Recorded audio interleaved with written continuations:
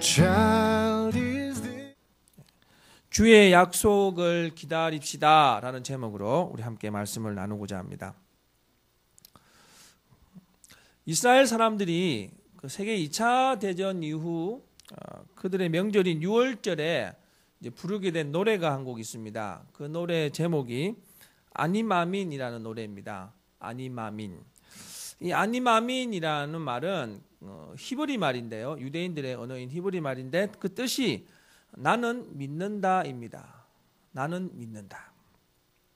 여러분, 그런데 이 노래가 작곡된 곳이 어딘가 하면요, 놀랍게도 이 수백만 명의 그 유대인들이 죽임을 당했던 아우슈비츠 수용소였습니다. 그 당시 이제 수많은 유대인들이 아우슈비츠 수용소에서 이렇게 죽임을 당했는데, 수용소에 갇혀 있다가 끝내 가서실로 무참히 학살당하면서 그들이 그 아우슈비츠 수용소 지하 벽에 남겨놓은 글귀가 있답니다. 그 글귀가 이렇습니다. 우리는 메시아가 오실 것을 믿고 있습니다. 단지 그분의 도착이 조금 늦어지고 있을 뿐입니다.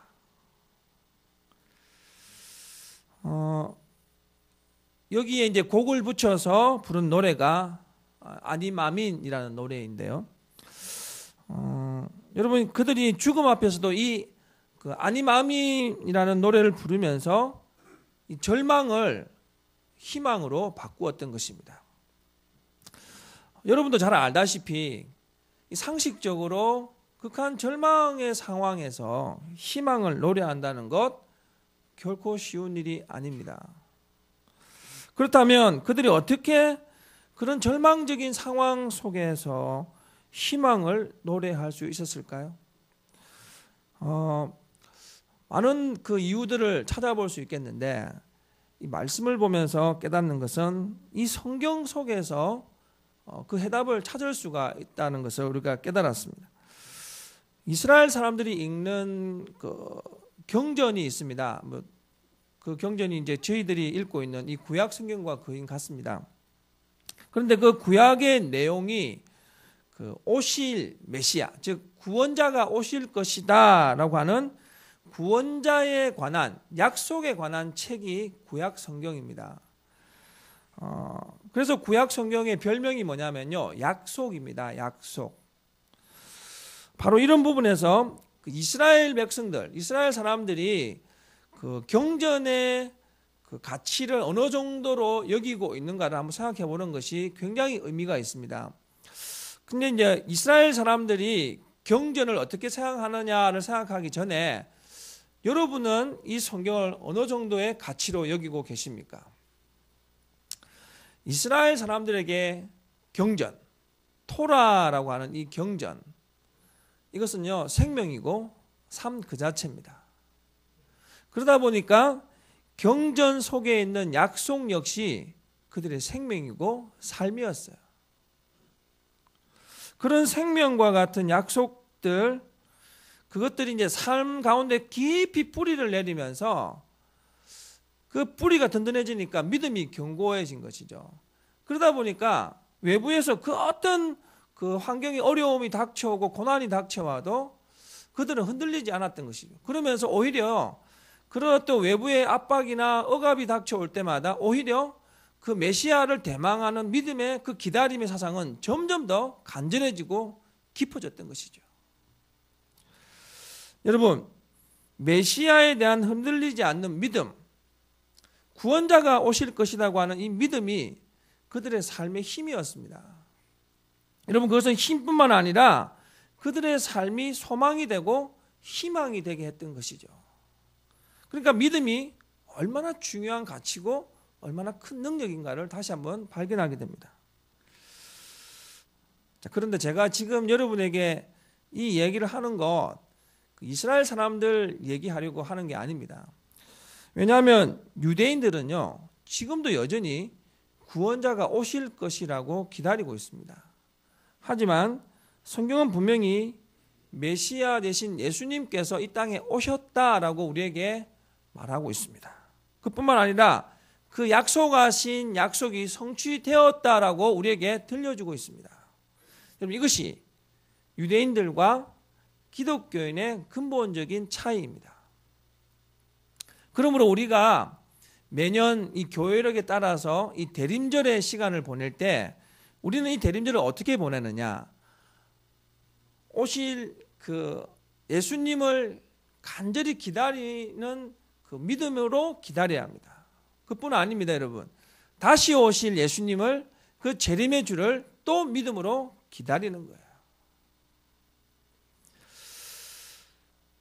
되게 흥미로운 것은 성경에 주님의 그 재림, 주님 다시 오신다라는 내용이 정말 많이 나와 있더라고요. 그런데 성경 해설하는 그 주석서를 보니까 주석가들이 참 대단한 게 신약 성경에 주님 다시 오신다라는 구절을 찾아봤더니 318군데나 있었다는 거예요. 여러분 318이라는 자리를 보면 이렇게 계산할 수 있습니다. 신약 성경 전체를 25절마다 한 번꼴로 주님은 다시 오신다. 이 말을 들려주고 있다는 것이죠. 그만큼 신약 성경은 온통 주님 다시 오신다. 재림의 주에 관한 이야기로 가득 차 있습니다. 그러면 보실까요, 여러분? 구약 성경은 주님 메시아, 구원자가 오실 것이다 라고 온통 이야기하고 있고요. 신약은 뭡니까? 다시 예수님이 오실 것이다 라고 온통 얘기하고 있는 거예요. 그러니까 신구약 성경 결국 무엇입니까? 대림절을 얘기하는 겁니다. 오실 메시아의 약속과 오신 메시아의 약속의 성취에 관한 이야기가 성경의 이야기라는 거예요. 온통 구원자 얘기로 가득 차 있는 게 성경입니다. 여러분 이런 성경을 여러분은 어떤 마음으로 펼쳐서 읽고 묵상하십니까? 초대교회 당시에 많은 성도들이 하늘로 올라가신 그 예수님께서 머지않아 다시 오실 것이다 라고 기대했습니다. 이 마태복음 24장 34절을 보시면 이런 말이 있죠. 이 세대가 지나가기 전에 이 일이 다 일어나리라. 이 세대가 라고 하면서 초대교회 성도들은 엄청난 핍박과 억압 속에서도 이 세대가 지나가기 전이라는 말 때문에 내가 죽기 전에 우리 예수님께서 오시겠다. 그래서 그들은 힘들고 어려운 가운데서도 그 주어진 삶을 참고 또 참으면서 믿음으로 승화시켜 나갔던 거예요. 그런데 문제가 생겼습니다. 그 오실 주님이 자기가 다 죽어가는 시간이 왔는데도 오지 않는 거예요. 너무 더디게 오시는 것 같아요. 로마의 박해가 극심했고요. 이단들의 활동도 엄청나게 교회를 어렵게 했습니다. 그뿐 아닙니다, 여러분. 여전히 그들의 삶이 불확실한데도 그리스도, 메시아, 구원자의 소식은 강간무소식이었어요.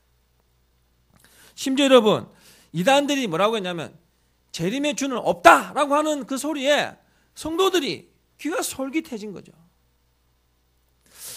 바로 이런 기다림의 위기 속에서 사도 베드로가 이 베드로라는 이름을 걸어서 소아시아에 있는 교회들에게 회람 편지를 보낸 것입니다. 여러분 오늘 이 본문은 그 베드로를 통해서 믿음의 기다림이 무엇인가를 우리에게 들려주고 있습니다. 여러분 대림절에 여러분 성탄을 어떻게 기다리고 계십니까? 다시 오실 주님은 여러분 어떻게 기다리고 계십니까?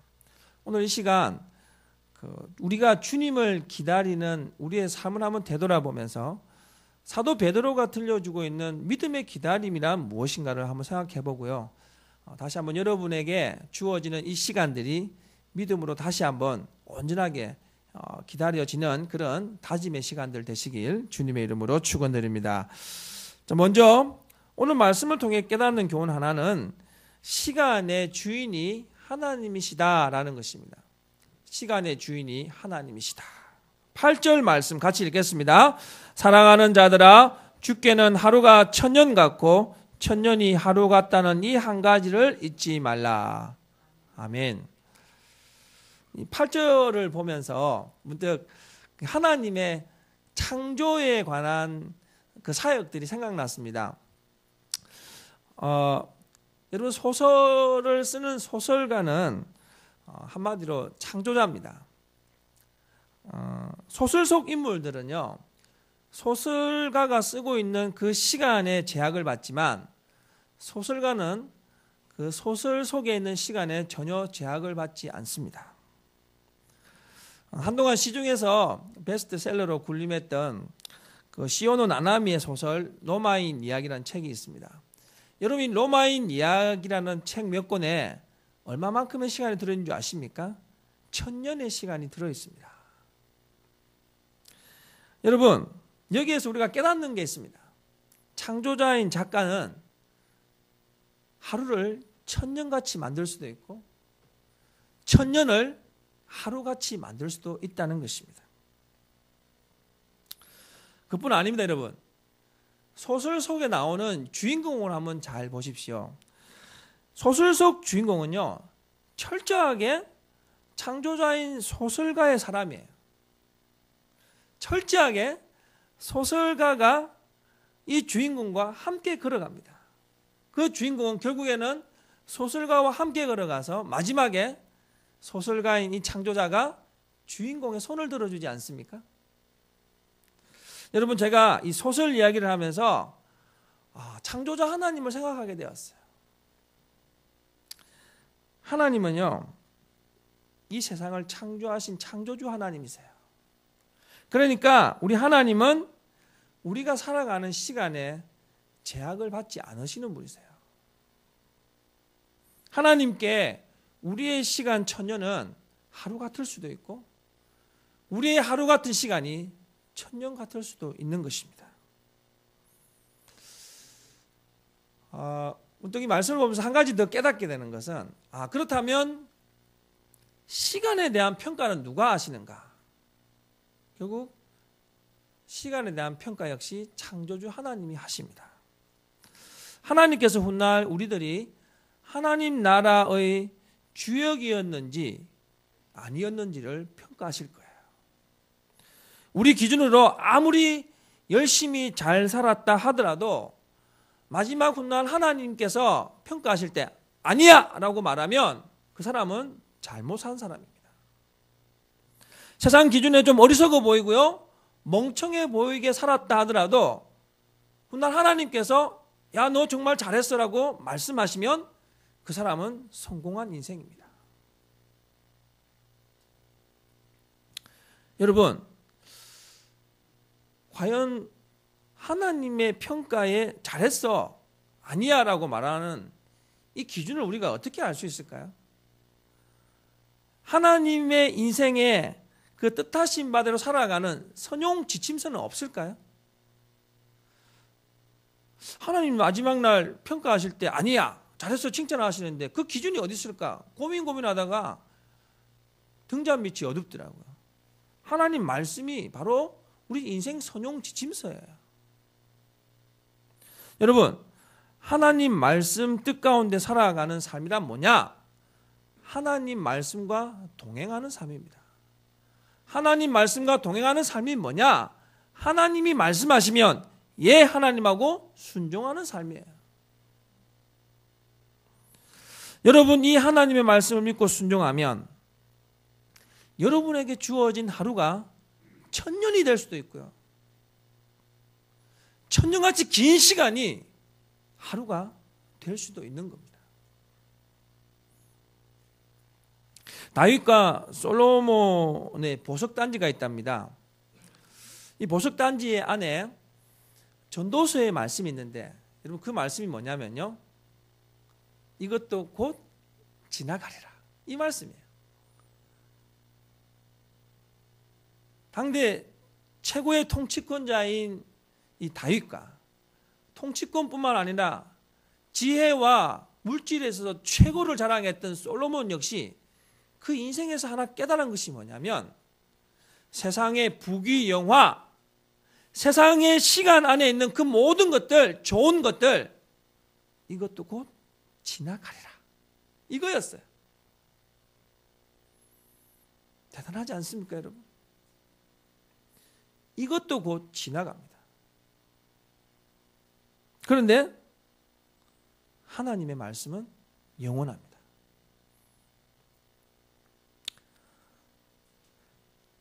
사랑하는 성도 여러분, 대림절의 시간을 어떻게 보내고 계십니까? 이 대림절이라고 하는 이 시간은 하나님이 우리에게 허락하신 하나님의 시간입니다. 여러분, 이 영혼을 살아가는 우리들이 이 대림절의 시간을 하나님 말씀과 함께 동행하는 발걸음이 되었으면 좋겠습니다. 그래서 주님의 뜻을 우리 삶 가운데 드러냄을 통하여서 하나님께 영광 돌리는 그런 대림절의 시간들 되시길 주님의 이름으로 축원드립니다. 두 번째로 오늘 말씀이 주는 교훈은 주님은 반드시 다시 오신다라는 것입니다. 9절과 10절 말씀, 주의 약속은 어떤 이들이 더디다고 생각하는 것 같이 더딘 것이 아니라 오직 주께서는 너희를 대하여 오래 참으사 아무도 멸망하지 아니하고 다 회개하기를 이르기를 원하시느니라. 그러나 주의 날이 도둑같이 오리니 그날에는 하늘이 큰 소리로 떠나가고 물질이 뜨거운 불에 풀어지고 땅과 그 중에 있는 모든 일이 드러나리로다. 아멘. 앞서 말씀드렸지만 이 초대 교회는요, 그들이 주님 다시 오심에 대한 생각이 뭐였냐면 긴박한 종말론이라고 하는데요, 주님 곧 오시리라, 주님 곧 오시리라는 사고가 그들에게 가득 차 있었습니다. 하지만 여러분 아다시피 삶의 자리가 녹록지 못하고 더욱더 짓눌리고 믿음의 삶에 뭔가 희망의 빛이 보이지 않는 그 자리, 무엇보다 주님 오시리라는 그 소식이 전혀 강간무소식이었어요. 여러분, 무소식의 길어짐이 성도들의 믿음을 흔들리게 했던 것입니다.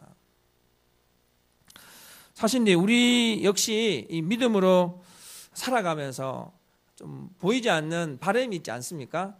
하나님, 내가 믿음으로 좀 살면 이 하나님의 구원하심의 역사가 내 삶 가운데서 좀 드러났으면 좋겠습니다 라고 하는 기대감이 있습니다. 간절히 바라는 그 소원들이 좀 이루어지고 좀 막혀있는 인생의 문제들이 좀 믿음이 있을 때 해결되어졌으면 참 좋겠어요. 그런데 여러분, 좀처럼 이 믿음이 우리의 삶 현실 가운데 그렇게 영향력을 끼치지 못한다는 것을 우리가 경험하고 있지 않습니까? 정말 여러분, 그러면 하나님이 계시긴 하는 걸까요? 아니면 하나님이 굉장히 좀 무능하신 분인 것일까요? 그렇지 않다면 왜 주님은 지금 이렇게 믿음으로 살아가는 자들에게 현실적으로 피부에 와닿는 무언가를 유익함을 더해주지 않는 것일까요? 이 베드로 사도가요, 이런 어떤 고민 끝에 지금 믿음의 회의를 느끼고 있는 성도들에게 두 가지 제안을 합니다. 그 첫 번째 제안이 뭐냐면요, 주님이 늦어지는 이유는 하나님의 사랑 때문이라는 것입니다.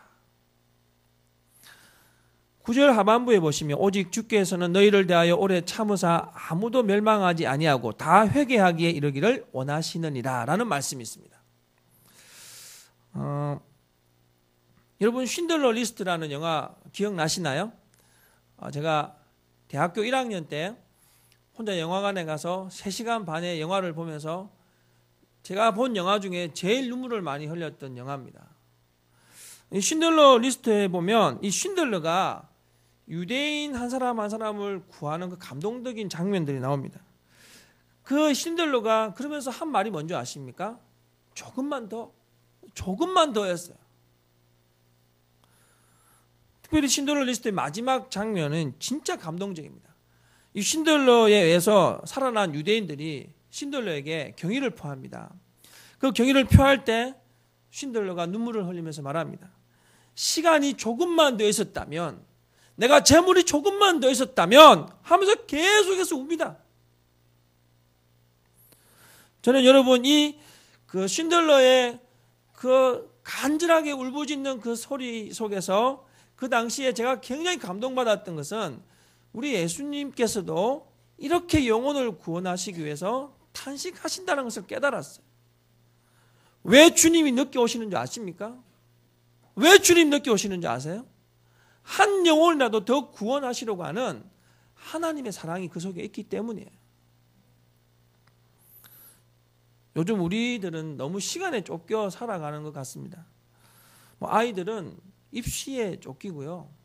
신혼부부들은 집장만 한다고 쫓기는 것 같아요.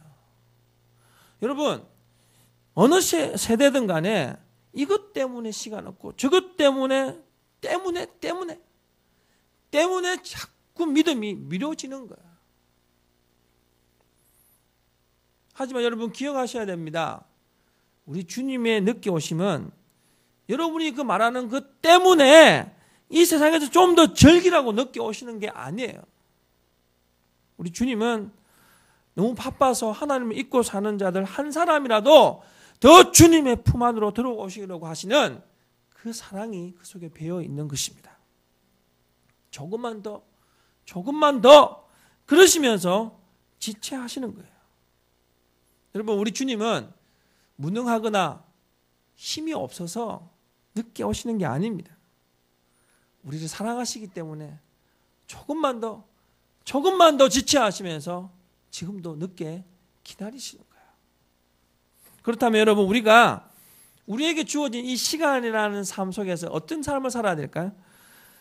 우리에게 주어진 시간 동안 후회하지 않을 이 보석과 같은 삶을 만들어야 합니다. 여러분에게 주어진 시간들 결코 헛된 시간이 아니라 보석처럼 가꾸어야 할 시간이라는 거예요. 그러면서 사도 베드로가 우리에게 또 한 가지 제안을 합니다.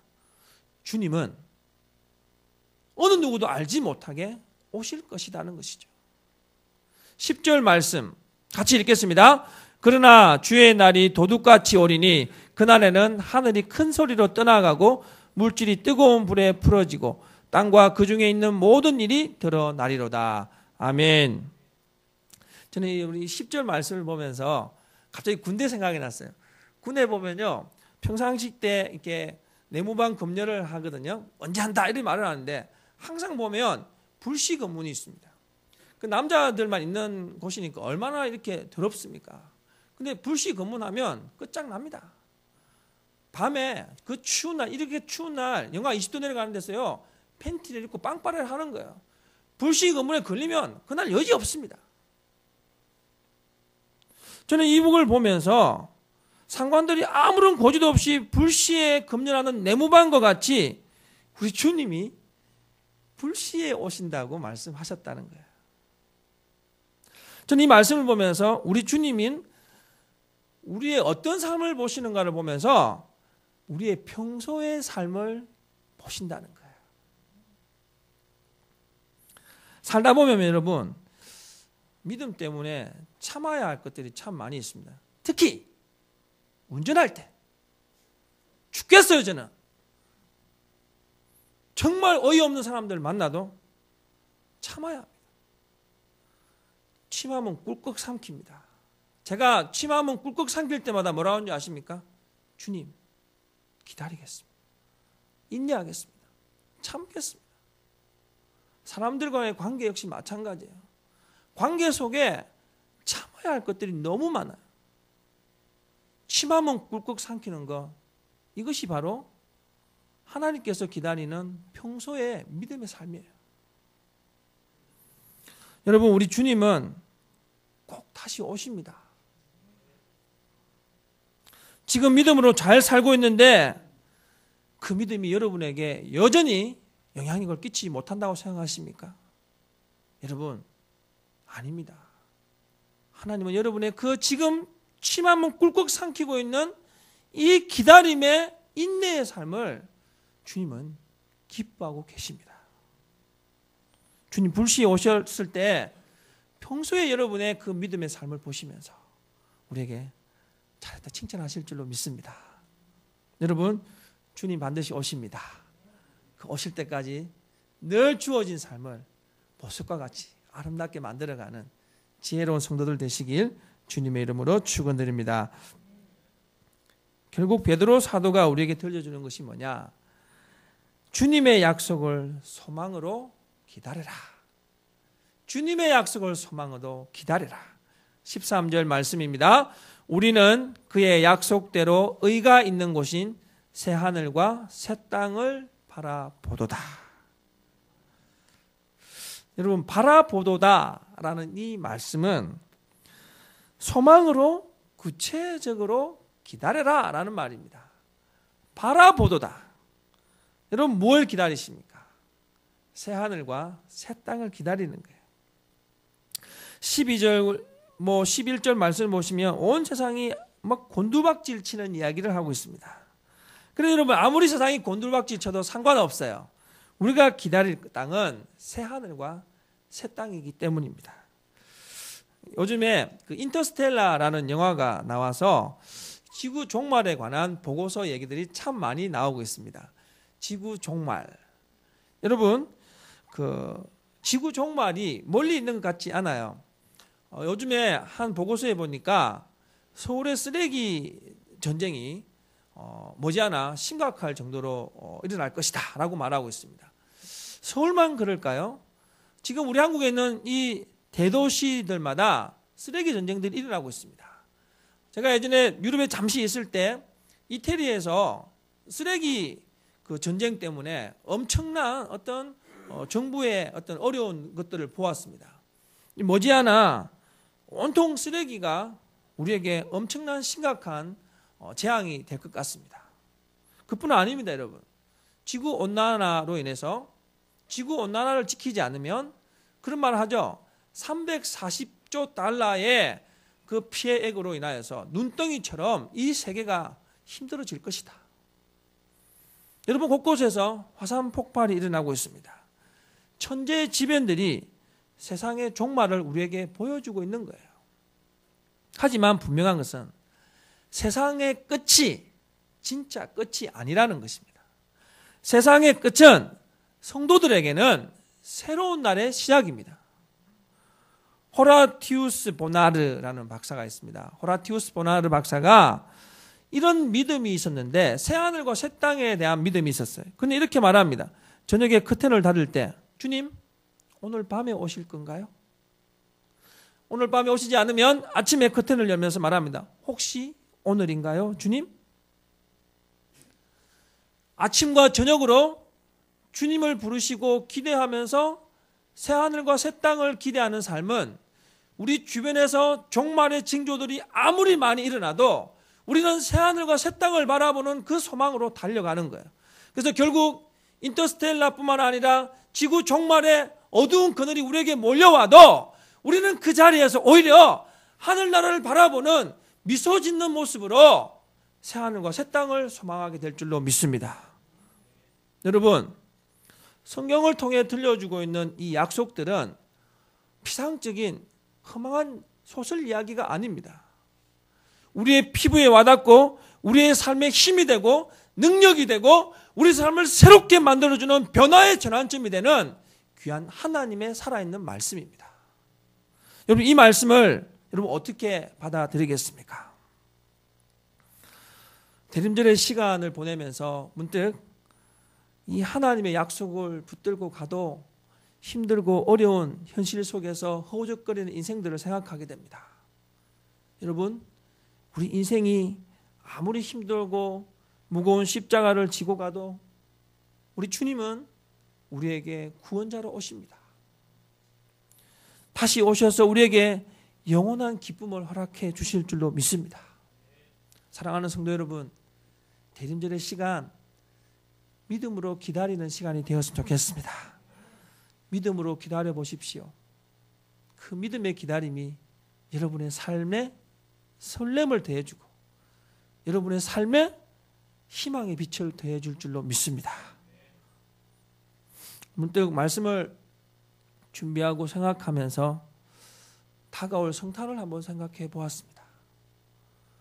분주한 삶에 찌들려 있을 때는 성탄이 어떻게 오는지 몰랐어요. 문득 말씀을 준비하면서 성탄을 기대하면서 제 마음이 많이 흐뭇해졌어요. 그리고 지난 시간 제 안에 짙게 깔려 있었던 이 안개가 다 그치는 이 시원함을 경험했어요. 여러분, 바라건대 여러분도 이 성탄의 주님을 믿음으로 기다리면서 여러분 인생 속에 이렇게 진하게 깔려 있는 이 어둠의 안개들이 좀 다 거쳐졌으면 좋겠어요. 이 대림절의 시간을 통해서 하나님이 여러분을 좀 시원하게 해주시는 이 시원함이, 죄송합니다 여러분, 추운 날 더 시원하면 냉장고 같을 텐데, 이런 하나님의 은혜가 여러분에게 되어졌으면 좋겠습니다. 여러분, 우리에게 주님 다시 오셔서 기쁘고 또 기쁘게 하시고 은혜롭고 또 은혜롭게 하실 줄로 믿습니다. 이런 하나님을 우리가 기다리면서, 이 기다림의 시간이 얼마나 복된 시간인가, 이 대림절의 시간을 통해서 다시 한번 경험하게 되시길 주님의 이름으로 축원드립니다.